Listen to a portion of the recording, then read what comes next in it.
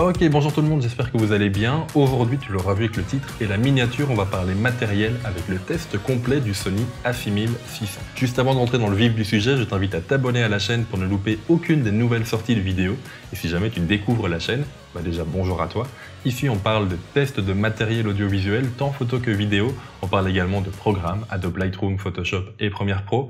On fait également quelques tutos sur l'univers de la photo et de la vidéo, et je dis on depuis 3 phrases alors qu'en fait je suis tout seul, même si on est peut-être plusieurs là-dedans, mais soit. Le Sony A6600, c'est un boîtier que j'ai déjà pu tester dès sa sortie. En août 2019, Sony Belgique a eu la gentillesse de m'inviter à 2 journées d'influenceurs où on a pu tester ce Sony A6600 à Copenhague.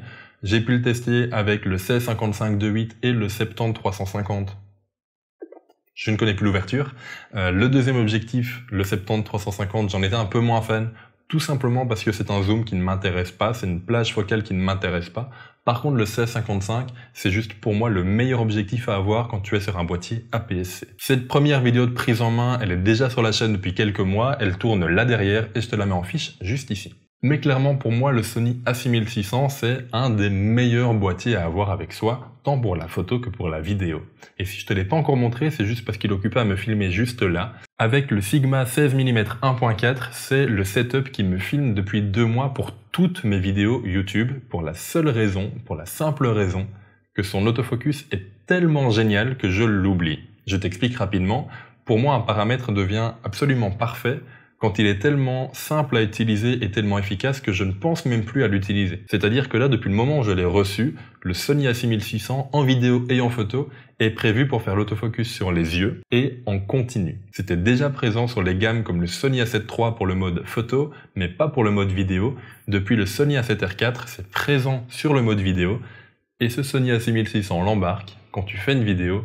T'as un petit carré vert qui traque ton œil et qui ne te lâche jamais. Même si je venais à sortir du cadre, hop, il viendrait le faire directement. C'est juste une tuerie. Et du coup, je te l'ai dit, c'est mon setup depuis maintenant quelques semaines, voire même quelques mois. C'est d'une simplicité à utiliser et ça ne te trompe jamais.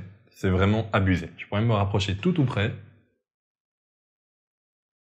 Voilà, ça fonctionne. C'est génial. C'est pour moi l'atout majeur de ce boîtier. Mais c'est clairement pas le seul.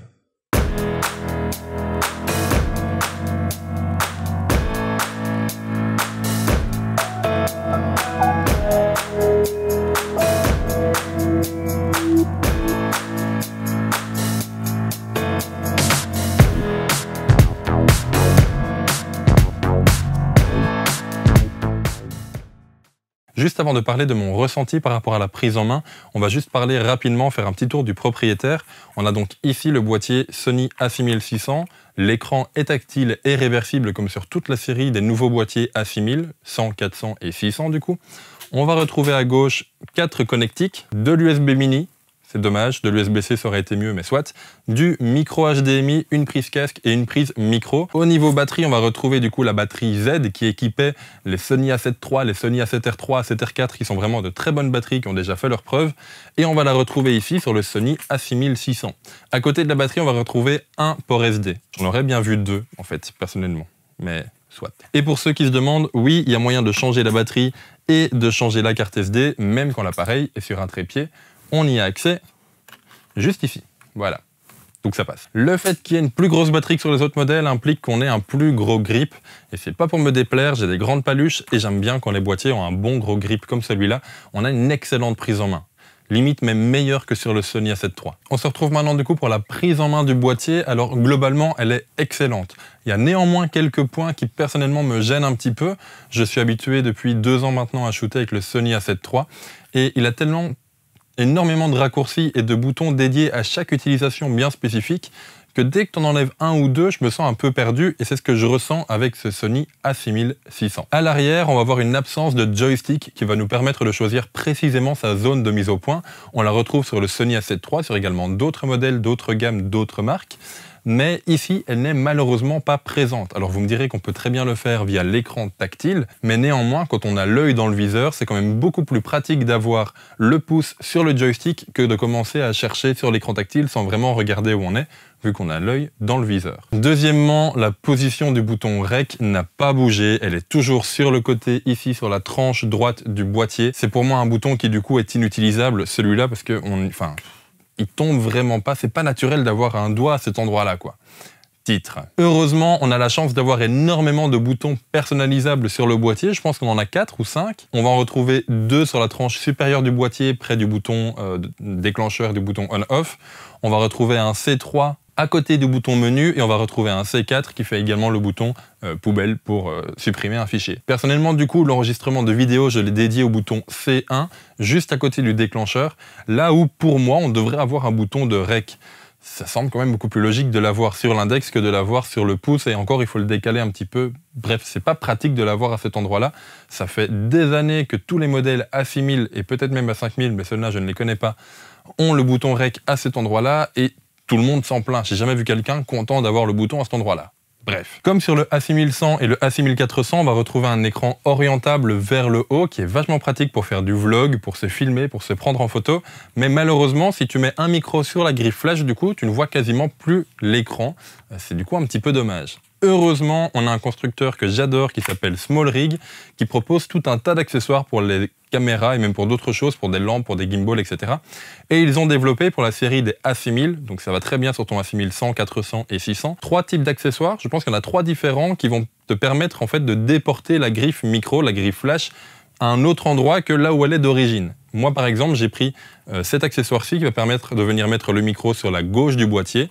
Et donc, du coup, quand je viens faire un vlog, lorsque je viens me filmer, j'ai le micro sur la gauche, ce qui ne change absolument rien à la prise de son. En tout cas, je n'ai entendu aucune différence. Et pour autant, ça libère totalement la vision de l'écran. Et pour terminer dans les points négatifs, entre guillemets, j'ai énormément l'habitude d'utiliser les 3 roulettes disponibles avec le Sony A7 III, une devant pour l'ouverture, une au-dessus sur le pouce pour la vitesse et la 3e qui est au niveau du menu qui va choisir la sensibilité ISO.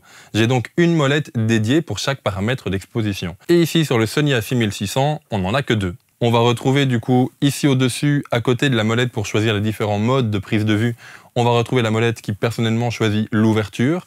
Et ensuite pour celle du menu, on va retrouver la vitesse d'obturation. Et pour changer la sensibilité ISO, il me suffit juste d'appuyer une fois sur la droite pour arriver au menu ISO et ensuite de jouer avec la molette. Sincèrement, je m'y suis déjà habitué, mais il m'a fallu quand même un petit déclic et je ne suis pas persuadé que si je shootais avec les 2 boîtiers en même temps, que j'arriverai à passer de l'un à l'autre sans faire plusieurs fois cette bêtise. Bon, évidemment, là, je vous ai donné mes réglages personnels. Il y a moyen de faire l'inverse, de mettre la vitesse sur la roulette du haut et l'ouverture sur la roulette du bas. Bref, il y a moyen de faire ça comme tu veux. Ce ne sont jamais que mes paramètres perso. En parlant de mes paramètres perso, tant qu'on y est, sur la touche C1 au-dessus, j'ai donc mis l'enregistrement de vidéo, comme je t'ai dit plus tôt. Sur la touche C2, j'ai mis l'absence ou la présence de focus peaking. Vous savez, les petits points de couleurs différentes qui indiquent où se trouve la zone de mise au point.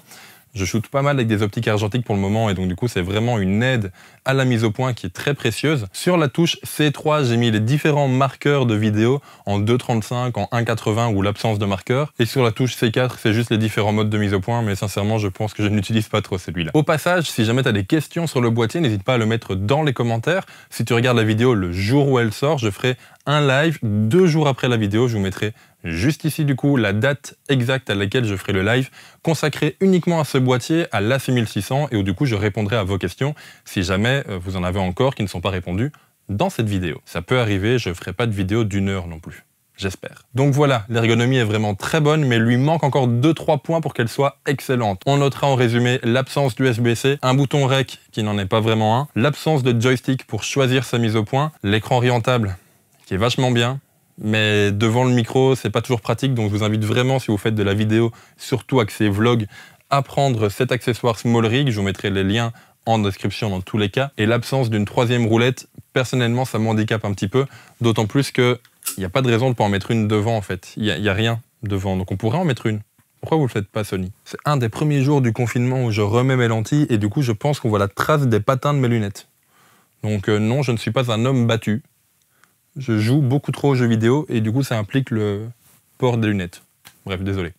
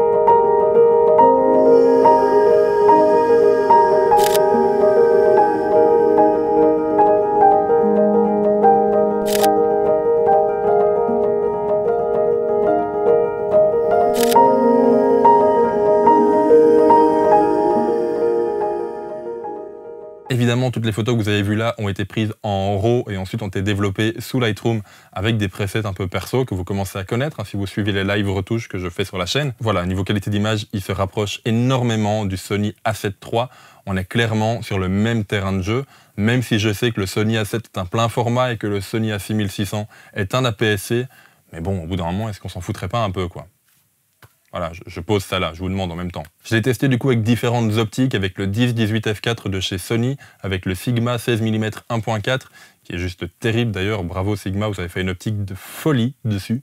Je l'ai testé également avec le trio de Zeiss que j'ai, les 25, 40 et 85 de la gamme Batis. Donc le Sony A6600 est juste fou au niveau autofocus. On va se le dire, c'est une tuerie. L'autofocus était déjà vraiment dingue sur le Sony A7 III, mais ici en fait, elle est tellement précise, tellement rapide qu'on en vient à l'oublier. Et c'est ça que j'adore sur ce genre de boîtier, c'est que la technologie est tellement avancée, je ne sais pas vous l'expliquer autrement, qu'en fait je l'oublie. C'est-à-dire qu'on se rend même plus compte que la mise au point se fait, tellement elle est rapide et tellement elle est précise. Et c'est quelque chose qui est vraiment agréable. Je n'ai jamais loupé aucune photo due à l'autofocus, due à la mise au point avec ce boîtier. Bien évidemment, j'ai fait des photos pourries, de par sa composition, de par la lumière, de par le cadrage, de par des flous de bouger parce que je shootais à un 20e et qu'il fallait peut-être pas. Mais dû à l'autofocus pur, j'ai raté aucune photo. Bon, je sais, il n'y a pas que l'autofocus pour faire une bonne photo, mais c'est tellement le point le plus surprenant que je devais vous en parler en premier. Bien évidemment, la dynamique de l'image est juste dingue. C'était déjà le cas avec d'anciens boîtiers, comme je reprends la référence du Sony A7 III, mais ici la dynamique est vraiment très très bonne. J'ai déjà fait des RAW un petit peu compliqués, dans des situations de luminosité un peu compliquées, où le ciel paraissait en tout cas vraiment blanc, et j'ai quand même su le récupérer ensuite via Lightroom. C'est le logiciel avec lequel je développe, mais bien évidemment il y en a d'autres qui sont disponibles, comme Capture One par exemple. La dynamique est vraiment excellente. Et surtout, ce qui est intéressant, c'est que les fichiers ne bruitent pas lorsque tu remontes les basses lumières, lorsque tu remontes les noirs. Si jamais tu as un petit peu, entre guillemets, raté ta photo ou qu'elle est un peu trop sous-exposée, si tu viens la rattraper par après, c'est pas trop grave au final. La montée en ISO est évidemment faramineuse. Je dis évidemment parce qu'en fait, tous les boîtiers Sony commencent à nous faire des trucs absolument dingues. Même l'entrée de gamme, le Sony A6100, propose déjà une montée en ISO qui est vraiment très acceptable. On est ici sur du 5000-6400 ISO, où c'est géré sans problème. Et ici, sur ce Sony A6600, j'ai déjà shooté à 6004 à 12008 sans aucun problème. Je vais avoir un petit peu la même réflexion du coup qu'avec l'autofocus. Elle est tellement bonne que du coup, je vais l'oublier. Et donc, je vais shooter sans aucun problème en ISO automatique. C'est-à-dire que je vais paramétrer mon diaph, mon ouverture du coup et ma vitesse, et je vais laisser les ISO en automatique, de façon à ce que le boîtier gère lui-même ce qu'il pense être la bonne exposition. Et donc du coup, j'ai des fichiers qui sont montés de 125 à 12800 ISO, et ouais, ça bruite un petit peu, mais vraiment un tout petit peu quoi. La stabilisation est également excellente, j'en parlerai un petit peu plus dans la partie consacrée à la vidéo, parce que je trouve en tout cas que c'est en vidéo qu'on utilise le plus la stabilisation, mais même en photo, j'ai shooté du coup avec le 85 mm Zeiss Batis, c'est vrai, qui est stabilisé lui également, mais j'ai shooté du coup à 1/10, voire à 1/20 de seconde, et ça ne m'a posé aucun problème. Sincèrement, c'est une très très bonne stabilisation. Peut-être pas une des meilleures du marché, mais sincèrement, elle fait le travail. Elle fait le café, comme on dit en fait, entre nous. Tu mets une capsule d'espresso et faudrait peut-être que je m'en prenne un, j'arrêterai les vannes de merde. Et en fait, le plus gros problème que j'ai eu en faisant des photos, et problème est un grand mot, n'est pas dû à la sensibilité du capteur, à la stabilisation ou autre, c'est vraiment dû à l'absence de joystick, dont je vous avais déjà parlé dans la partie prise en main. Le fait de ne pas pouvoir choisir sa zone de mise au point, c'est quand même vachement chiant, on va se le dire. Alors je sais, on peut le faire en tactile, mais c'est pas mon truc. Voilà, je le dis clairement, j'aime pas. Je préfère avoir un joystick pour choisir la zone de mise au point. C'est un peu comme un avion de chasse, du coup, j'ai l'impression. Tu verrouilles la cible et... Donc voilà, que dire de plus? Un autofocus magnifique, parfait, une très bonne stabilisation, un capteur qui est, à mon goût en tout cas, assez défini. 24 millions de pixels, ça devient le minimum, mais sincèrement, tu es déjà très à l'aise avec.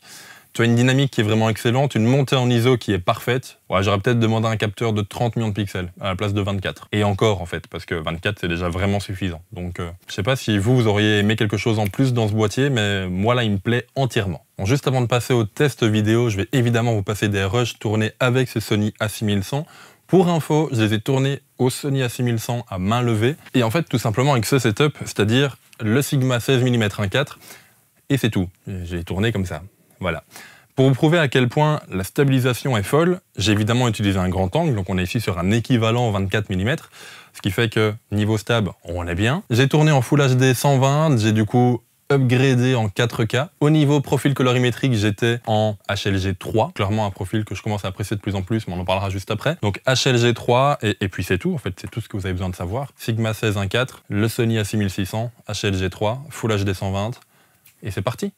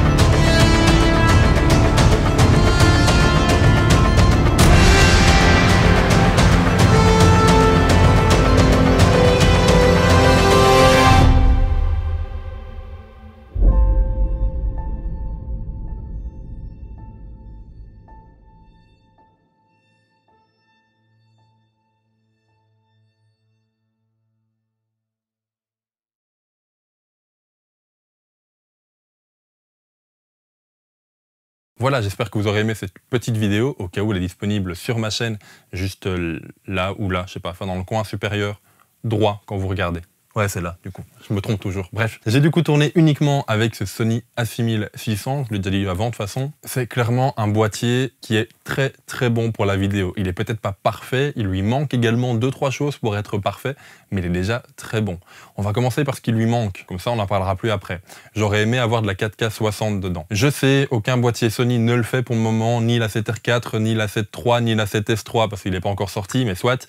Il n'y a pas encore de boîtier photo Sony qui fait du 4K 60, mais néanmoins, quand on voit la concurrence qui sort déjà des boîtiers 4K 60 depuis un petit temps, j'aurais aimé le voir également sur ce Sony A6600. Dans la même veine, ça m'aurait pas dérangé d'avoir de la Full HD 180 à la place de 120. J'aurais aimé avoir du 422 10 bits ou au moins du 420 10 bits, parce que là on est clairement sur la même technologie que la 7 III ou même de la C1300 en fait qui commence sincèrement à dater. Donc c'est très bon, c'est pas excellent mais c'est très bon, mais c'est vieux surtout en fait. Et c'est ça qui m'inquiète un petit peu chez Sony, c'est qu'ils font des très très bons boîtiers, mais ils se reposent sur des technologies qu'on a depuis très longtemps.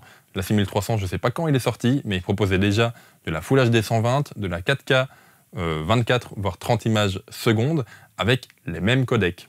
Et c'est-à-dire qu'on n'a que du 100 mégabits en interne par seconde pour de la 4K, mais ça fait des années qu'on a ça chez vous. J'aurais aimé avoir un petit cran au-dessus, histoire que la 6600 se démarque encore plus dans cette gamme APS-C. Mais soit, arrêtons de cracher pour rien, ce boîtier est quand même, je le pense sincèrement, extraordinaire. À l'heure actuelle, si je devais prendre qu'un seul boîtier, je pense que je laisserais la 7 III chez moi. Ça me fait mal de dire ça parce que c'est un boîtier que j'ai vraiment adoré et que j'adore encore, hein, bien sûr, il n'est pas dépassé. C'est un boîtier qui m'a vraiment surpris, qui m'a permis d'entrer chez Sony dans le monde des hybrides de manière générale et qui est vraiment excellent. Mais en fait, il n'a rien de plus que le Sony A6600. Et soit ça, on en parlera un peu plus tard. Revenons en mode vidéo. On a donc du coup de la 4K 30 images secondes, de la 1080p 120, sans crop. Ça, c'est vachement bien. Que tu sois en 1080p, 24, 50, 120 ou 4K 30 images secondes, ça reste le même crop en fait. Ça change pas. C'est de la PSC et tu viens pas encore plus cropper dedans. Ça, c'est vachement bien par contre. On reste malheureusement sur des débits assez faibles. Je vous prends le boîtier histoire de pas dire de bêtises. En format de fichier, on reste bien évidemment sur du XAVC, SHD ou 4K. En Full HD 25, on est à du 50 mégas maximum. Pareil pour le 50p. Et en 100p, on est à du 100 mégas. Voilà, je trouve ça un petit peu léger, j'aurais mis un poil plus. Pareil pour la 4K, on est du coup en 25p avec un maximum de 100 mégabits par seconde. J'aurais aimé vraiment un poil plus, histoire de pousser un peu plus ce boîtier, même si c'est déjà très bien. Au niveau gamma, on en a quelques-uns. On a le Cine 4 qu'on connaît depuis des années chez Sony. On a le S-Log 2 et le S-Log 3 que j'aime pas trop. Je les trouve en tout cas très compliqués à étalonner correctement. Maintenant, je suis une brêle en étalonnage, appelez-moi Jacques. Le HLG, on a du HLG sans nom, et puis 1, 2 et 3. Le HLG 3 est mon préféré. Sincèrement, c'est un profil que j'aime énormément, qui est très simple à étalonner et qui offre en plus de très belles teintes de peau, ce qui n'est pas forcément le cas du S-Log. En tout cas, à mon niveau. Je répète, je ne suis pas doué pour ça. La stabilisation est vraiment très bonne, vous l'avez vu dans le petit clip que je vous ai tourné. Évidemment, c'est de la Full HD 100 images secondes que j'ai ralenti, donc ça offre en plus une stabilisation supplémentaire, plus le grand angle, plus la stabilisation capteur. Il y a vraiment moyen de tourner à main levée et de faire des résultats assez propres sans forcément passer par un gimbal. Néanmoins, si tu souhaites l'utiliser, il y a un petit truc que j'aimerais te dire dans cette vidéo. Non, je ne t'en fais plus gagner sur Instagram, j'en ai déjà fait gagner 2.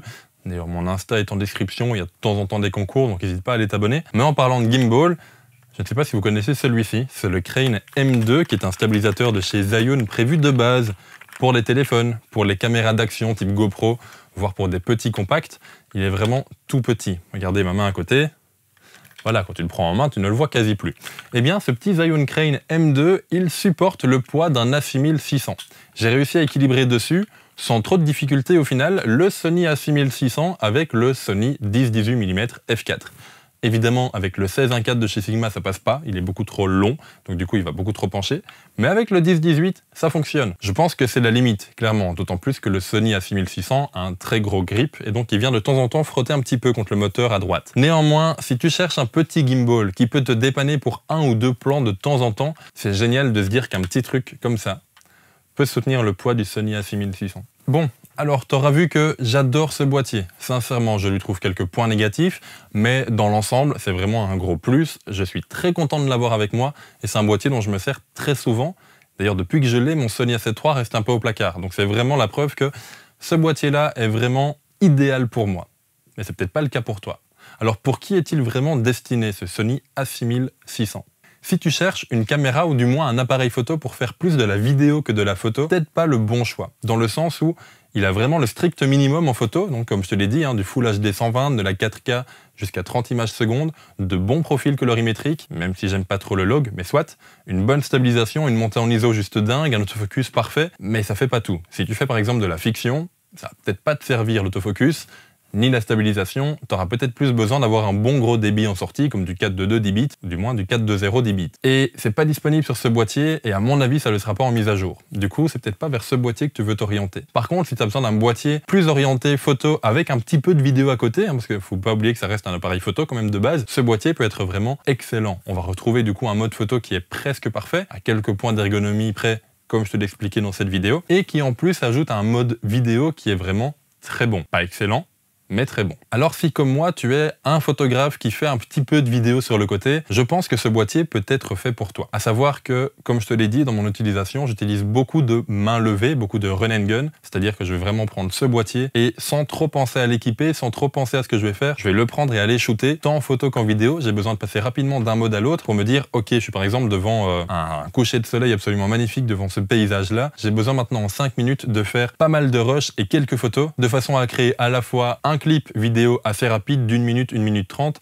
et surtout quelques photos. Et pour cette utilisation-là, du coup, le boîtier est vraiment excellent. Il est très réactif, un autofocus dingue, une dynamique excellente, des RAW qui sont vraiment très bons. Je lui reproche peut-être juste encore son manque de slow SD. Ça m'aurait rassuré, je fonctionne surtout avec les vidéos d'un côté, les photos de l'autre, mais soit c'est pas la mort non plus. Au niveau de la batterie, l'autonomie est vraiment géniale, pour moi un cran supérieur au Sony A7 III. Pourquoi? Je ne sais pas. On n'a plus, en tout cas, je n'ai plus de problème de surchauffe comme je peux avoir de temps en temps avec l'A7 III. Ici, le Sony A6600, je peux tourner des heures et des heures et des heures. Ça ne chauffe pas. Effectivement, si on le compare encore 2 secondes au Sony A7 III, son viseur est malheureusement pas aussi agréable. Déjà que celui du Sony A7 III est un poil limite, même si je l'aime bien. Celui du Sony A6600, et c'est valable également pour le 6004 et le 6100, ne sont pas aussi bons. En tout cas, ils sont pas aussi gros. Je suis moins à l'aise avec. Mais du coup, c'est pas grave, je vais shooter un peu plus par l'écran. Parlons de cet écran, du coup, le fait de pouvoir l'orienter vers le haut est vraiment un plus. Je râlais un petit peu au départ du fait que, quand on met un micro devant, on n'est plus une totale visibilité de l'écran, mais grâce à l'accessoire SmallRig que je vous ai présenté, il y a moyen de décaler le micro et du coup, ça devient totalement utilisable et c'est très pratique. Je prends mon utilisation un petit peu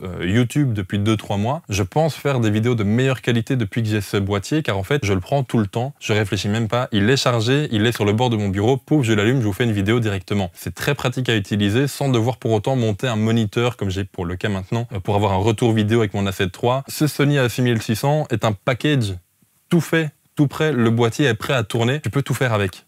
Et c'est ça qui est vraiment chouette. Donc si tu cherches un boîtier avec 2 ou 3 optiques pour partir en voyage, pour faire un peu de photos sans pour autant vouloir trop t'encombrer et en même temps faire un peu de vidéo, c'est vraiment le boîtier idéal pour toi. C'est vraiment pour moi le meilleur des 2 options photo et vidéo.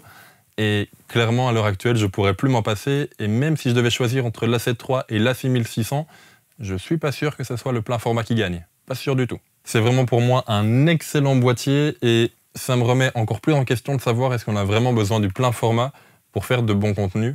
Et la réponse est non. Voilà, clairement.